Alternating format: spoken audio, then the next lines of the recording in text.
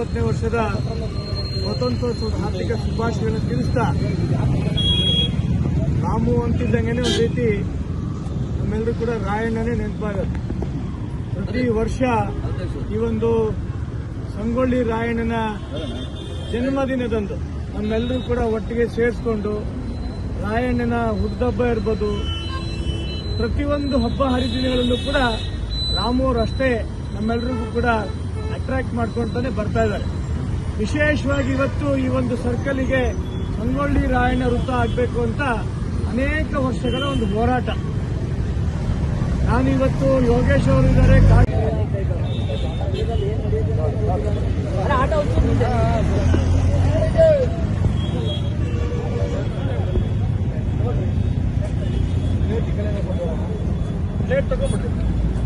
ಯಾವ ದಿನಾಂಕ ಹೇಳ್ತಿರೋ ನಿಮ್ ಜೊತೆ ನಾನು ಕೂಡ ಬೆಂಗಳೂರಿಗೆ ಬರ್ತೀನಿ.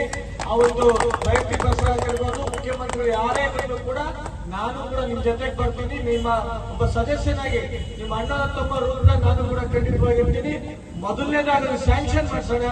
ಮುಂದೆ ಆ ಒಂದು ರಾಯಣ್ಣನ ಪ್ರತಿಭೆಗೆ ಏನು ಸಹಕಾರ ಕೊಡಬೇಕು, ಅತಿ ಹೆಚ್ಚು ಸಹಕಾರ ನಾನು ನನ್ನ ಕುಟುಂಬದಲ್ಲಿ ಕೊಡ್ತೀನಿ ಅಂತ ಈಗಾಗಲೇ ನಾನು ಹೇಳಿಕ್ ಬರ್ತಾ ಇದ್ದೀನಿ.